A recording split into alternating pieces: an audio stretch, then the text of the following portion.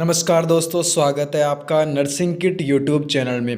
Friends, आज की इस वीडियो में अपन बात करेंगे न्यू बॉर्न बेबी जो कि बीएससी नर्सिंग थर्ड ईयर के पीडियाट्रिक का टॉपिक है उसके बारे में।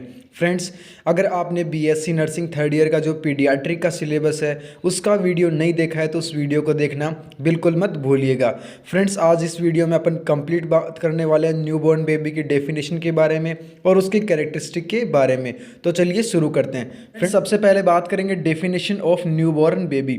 जो न्यू बॉर्न बेबी है वो क्या होता है, तो देखिए अपन न्यू बॉर्न किसे कहेंगे। न्यू बॉर्न और neonate refers to an infant in the first 20 days after birth. Friends, जन्म के जो 28 दिन के अंदर तक के जो भी इन्फेंट होते हैं उन सबको अपन किस चीज़ के लिए रेफ़र करेंगे, क्या उनको नाम देंगे, उनको अपन न्यूबॉर्न या फिर नियोनेट कहते हैं। मतलब कि बर्थ से लेकर के और 28 डेज तक का जो बेबी होता है उसको अपन न्यूबॉर्न या फिर नियोनेट कहते हैं। Next, a newborn is an infant within hours, days और up to a few weeks from birth. Newborn baby होता है वो जन्म के कुछ घंटे, कुछ दिन या फिर कुछ वीक्स के बाद हो, अपन उसको न्यूबॉर्न या फिर नियोनेट की कैटेगरी के अंदर रखेंगे। तो देखिए डेफिनेशन आपकी क्लियर हो गई है कि बर्थ से लेकर के 28 डेज तक का जो पीरियड होता है उसको अपन न्यूबॉर्न या फिर नियोनेट कहते हैं। उसके अंदर जो बेबी होता है उसको न्यूबॉर्न या फिर नियोनेट कहते हैं। नेक्स्ट, अब बात करते हैं characteristic of normal newborn baby. अब नॉर्मल न्यूबॉर्न बेबी क्या होता है, उसके क्या क्या कैरेक्टरिस्टिक होते हैं, किस तरीके से अपन पहचानेंगे कि जो ये बेबी है ये नॉर्मल है या फिर एबनॉर्मल है। तो देखिए फर्स्ट जो है वो दे रखा है जनरल मेजरमेंट। तो देखिए जनरल जो क्राइटेरिया है, जनरल मेजरमेंट क्या होता है एक बेबी का, उसका वेट क्या होता है। वेट की बात कर लेते हैं 2.5 kg टू 3 kg। अगर कोई बेबी है वो नॉर्मल है और उसका वेट कितना होगा 2.5 टू 3। अगर इससे नीचे या फिर इससे ऊपर होता है तो उसको किस कैटेगरी में रखते हैं अपन, एबनॉर्मल की कैटेगरी में रखते हैं। नेक्स्ट बात करते हैं लेंथ की। तो नॉर्मल लेंथ यहाँ पे 18 टू 20.5 इंच, मतलब कि 45 टू 52.3 सेंटीमीटर क्या एक नॉर्मल लेंथ है। नेक्स्ट, अपगार स्कोर एक नॉर्मल बेबी का कितना आएगा, 7 टू 10 अपगार स्कोर आएगा। सेकेंड पॉइंट में बात करते हैं हेड मेजरमेंट की। तो देखिए हेड की शेप दे रखी है। अगर बेबी की जो शेप है हेड की वो राउंड सिमेट्रिकल और मे हैव मोल्डिंग और ओवरराइडिंग सूचर्स हैं तो उसको अपन नॉर्मल जो न्यूबॉर्न बेबी कहेंगे। अब बात करते हैं बेबी के जो हेड है उसकी साइज़ कितनी होगी। तो देखिए नॉर्मल जो न्यूबॉर्न बेबी होता है उसके हेड सर्कमफेरेंस कितना होता है, 33 टू 35 सेंटीमीटर। नेक्स्ट बात करते हैं fontanelle in size and shape. अब देखिए एंटीरियर फॉन्टेनेल होता है वो डायमंड शेप के अंदर है और उसकी लेंथ 3 टू 4 सेंटीमीटर और जो वाइड है जो उसकी चौड़ाई है वो 2 से 3 सेंटीमीटर है तो वो क्या होगा, नॉर्मल न्यूबॉर्न बेबी होगा। नेक्स्ट, पोस्टीरियर फॉन्टेनल के लिए क्या रखा गया है, ट्राइंगल तो क्या होगी उसकी ट्राइंगुलर शेप होगी और 1 से 2 सेंटीमीटर क्या होगा वो चौड़ा होगा। अगर ये सब चीज़ें हैं, जो साइज़ है हेड की वो 33 टू 35 सेंटीमीटर है। इसके अलावा एंटीरियर फॉन्टेनल और पोस्टीरियर फॉन्टेनल की साइज़ और शेप बिल्कुल सही है, इस क्राइटेरिया के अंदर है, तो अपन उस बेबी को क्या कहेंगे, normal newborn baby. Next, eyes की बात करते हैं। तो आइज़ का जो कलर होता है नॉर्मल कलर होता है ब्लू वाइट स्क्लेरा होता है। जो स्क्लेरा है वो ब्लू वाइट कलर का होता है। नेक्स्ट, मूवमेंट है वो रैंडम हो रहा है लगातार, और बेबी इधर देख सकता है, मतलब चारों तरफ देख सकता है, लगातार मूवमेंट कर सकता है। Next, reaction to light. अब लाइट जब बेबी के पास दिखाई देगी तो उसका रिएक्शन कैसा होगा, प्यूपिल इक्वल इन साइज, जो प्यूपिल्स हैं उसके वो साइज के अंदर इक्वल हो जाएंगे। Round and reaction to light, जैसे ही कोई भी लाइट बेबी की तरफ आएगी तो वो उसकी तरफ टर्न हो जाएगा। नेक्स्ट बात करते हैं टीयर्स की। अब्सेंट और ओकेजनली, बर्थ के बाद में क्या होता है, जो 28 डेज का पीरियड होता है उस टाइम क्या होता है, टीयर्स या तो अब्सेंट होते हैं या फिर कभी कभार आते हैं। Next, eyelid. आईलिड के अंदर क्या होता है, एडिमा प्रेजेंट होता है, वहाँ पे थोड़ी बहुत स्वेलिंग है वो प्रेजेंट होती है। नेक्स्ट बात करते हैं 5th नंबर के पॉइंट में ईयर्स की, कान के बारे में। Reaction to noise. अब बेबी को जब कोई भी नॉइस है वो सुनाई देगी तो उसका रिएक्शन कैसा होगा, startle reflex to loud noise. अगर कोई तेज़ आवाज़ उसकी तरफ आएगी तो क्या होगा, स्टार्टल रिफ्लेक्स है वो वहाँ पे आपको देखने को मिलेगा। और जो लाउड अगर नॉइस होगी तो उसकी तरफ बेबी का थोड़ा बहुत रिएक्शन आपको ज़रूर देखने को मिलेगा। नेक्स्ट, पोजीशन क्या है, सिमेट्रिकल है। और पेटेंसी, एविडेंस ऑफ हियरिंग, अगर कोई भी आवाज़ उसको सुनाई दे रही है तो उस तरफ टर्न हो रहा है, उसकी तरफ देख रहा है, उस पर गौर कर रहा है। नेक्स्ट बात करते हैं नोज़ की। नोज़ के अंदर जो दो चीज़ें अपन देखते हैं, म्यूकस, म्यूकस उसका क्लियर होना चाहिए, और पेटेंसी है, इन्फेंट आर ओब्लिगेटेड नोज ब्रीथर। अब जो बेबी है वो क्या होगा, नोज ब्रीथर होना चाहिए। अपन वहाँ पे चेक करेंगे उसकी ब्रीथिंग है वो नॉर्मल है या फिर नहीं है। नेक्स्ट 7 नंबर के पॉइंट में mouth, sucking and swallowing reflex present, baby है वो सक कर रहा है, इसके अलावा कोई भी चीज़ को स्वाल्व अच्छे तरीके से निगल रहा है। अगर 2 रिफ्लेक्स उसके अंदर प्रेजेंट है तो बेबी क्या होगा, नॉर्मल होगा। नेक्स्ट 8 नंबर के पॉइंट में चेस्ट अपन देखेंगे न्यूबॉर्न बेबी की। तो नॉर्मल चेस्ट सर्कमफेरेंस कितना होता है बेबी का, 30 से 33 सेंटीमीटर नॉर्मल चेस्ट सर्कमफेरेंस होता है। Next breast tissue. अब ब्रेस्ट टिश्यू कैसा है, अगर निप्पल प्रोमिनेंट है, मतलब निप्पल के चारों तरफ जो कलर है वो डार्क प्रेजेंट है या फिर नहीं है। नेक्स्ट शेप की बात करते हैं, ऑलमोस्ट सर्कुलर और बैरल शेप में। जो चेस्ट है वो ऑलमोस्ट या तो सर्कुलर है या फिर बैरल शेप के अंदर प्रेजेंट है। अगर ये सारी चीज़ें आपको देखने को मिलती हैं तो इसका मतलब है बेबी है वो बिल्कुल नॉर्मल है, उसके अंदर कोई भी एबनॉर्मलिटी प्रेजेंट नहीं है। नेक्स्ट 9th नंबर के पॉइंट में अपन चेक करेंगे रेस्पिरेशन चेक करेंगे। रेस्पिरेशन की नॉर्मल रेट कितनी रखी गई है, 30 से 60 जो ब्रीथ है वो पर मिनट के अंदर है, तो उसको अपन नॉर्मल कैटेगरी के अंदर रखेंगे। नेक्स्ट रिदम है वो बिल्कुल शैलो है और इरेगुलर है। Next muscular activity, diaphragmatic and abdominal breathing, अगर ये तीनों चीज़ें बिल्कुल नॉर्मल हैं तो उस बेबी को अपन क्या बोलेंगे, normal newborn baby. Next 10th number के पॉइंट पे अपन क्या मेजर करेंगे, पल्स चेक करेंगे। पल्स की जो नॉर्मल रेट रखी गई है वो रखी गई है 120 से 160 पर मिनट। अगर एक मिनट के अंदर 120 से 160 पल्स रेट आ रही है तो बिल्कुल नॉर्मल है। अगर वो 130 है उसके आसपास है, मतलब बेबी है वो चिल्ला रहा है। नेक्स्ट रिदम है, चिल्लाने के बाद क्या हो जाएगी, इरेगुलर हो जाएगी। 11th नंबर के पॉइंट में अपन मेजर करेंगे एब्डोमिनल। तो एब्डोमिन कैसा दिखाई देगा, राउंडेड होगा, प्रोट्रूडेड होगा, बाउल साउंड ऑडिबल होंगे after 1 to 2 hours after birth.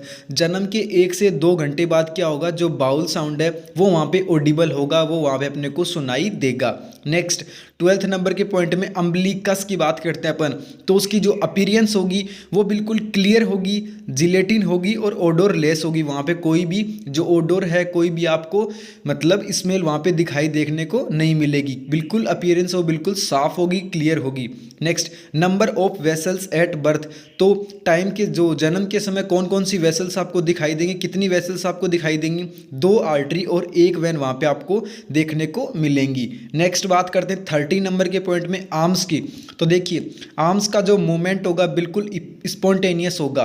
Next muscles की टोन होगी बिल्कुल फ्लेक्स्ड होगी, ऐसा नहीं है कि मसल्स बिल्कुल टाइट है, मुड़ ही नहीं रही है। नेक्स्ट फिस्ट है वो ऑफ्टन क्लिंचेज, थोड़ी बहुत मुट्ठी है वो क्लिंच हो रही है। नेक्स्ट 40 नंबर के पॉइंट में बात करेंगे जेनाइटो यूरिनरी। इसके अंदर क्या मेजर करेंगे अपन, फीमेल है, फीमेल जेनाइटल्स के अंदर क्या देखेंगे, यूजुअली एडिमेटस है। नेक्स्ट मेल जेनाइटल्स हैं तो टेस्टिस क्या होंगे, पाल्पेबल होंगे ईच साइड से। नेक्स्ट वॉइडिंग की बात करते हैं, वॉइडिंग की मतलब कितनी यूरिनेशन है वो कितना कर रहा है, तो start by 24 hours after delivery, 3 to 4 time per day.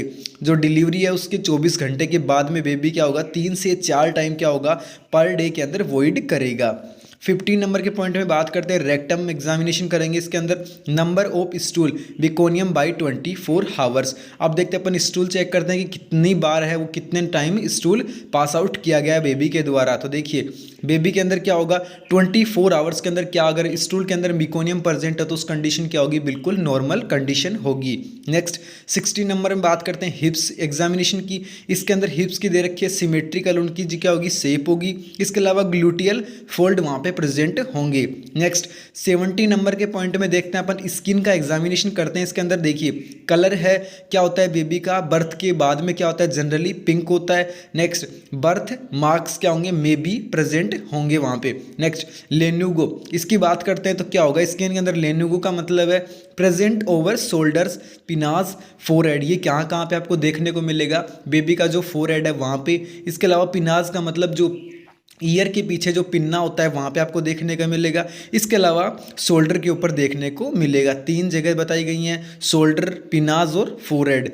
Next Wernicke's केशियोसा, वो वर्निक्स केशियोसा कैसा होगा, बिल्कुल white, cheesy, odourless, present in creases and folds के अंदर। नेक्स्ट बात करते हैं हेयर की, तो हेयर क्या होंगे, अमाउंट वेरीज, कुछ कुछ अमाउंट के अंदर प्रेजेंट होंगे। नेक्स्ट 18 नंबर के पॉइंट पे हम क्या मेजर करेंगे, टेम्परेचर मेजर करेंगे।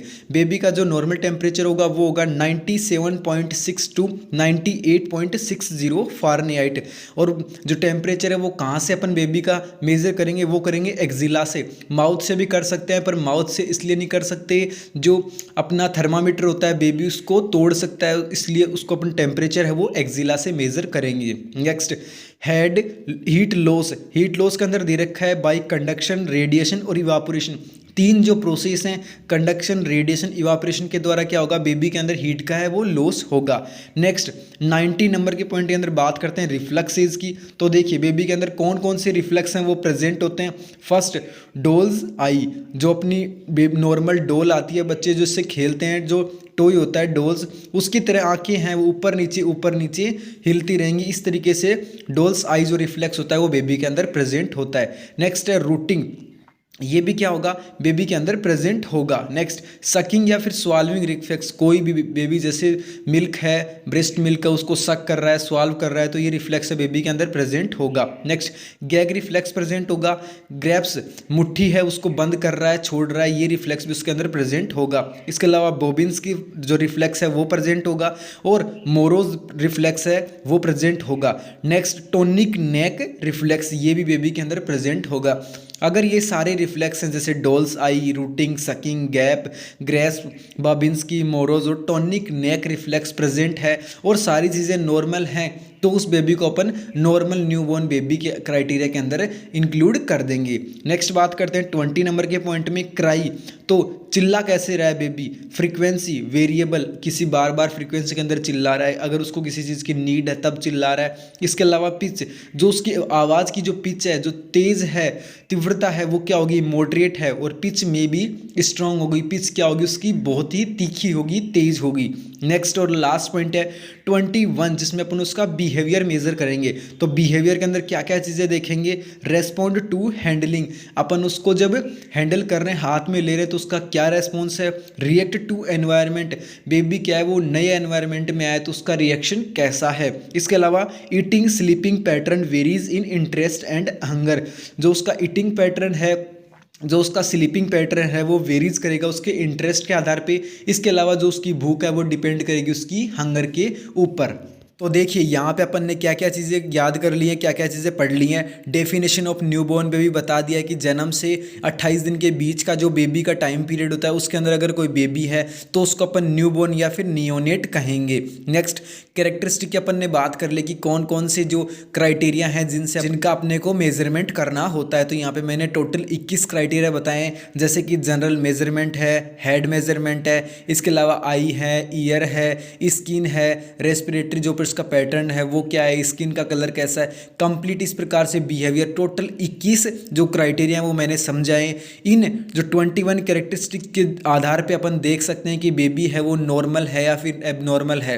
अगर नॉर्मल न्यूबॉर्न बेबी होगा तो उसके जो कैरेक्टरिस्टिक होंगे, जो उसके लक्षण होंगे वो बिल्कुल ऐसे ही आपको दिखाई देंगे। Height, weight, length, size, shape, सब चीज़ें अपन ने क्लियर कर ली है। फिर भी अगर आपको इस टॉपिक के अंदर कोई भी प्रॉब्लम आती है तो आप वीडियो के नीचे कमेंट कर सकते हैं।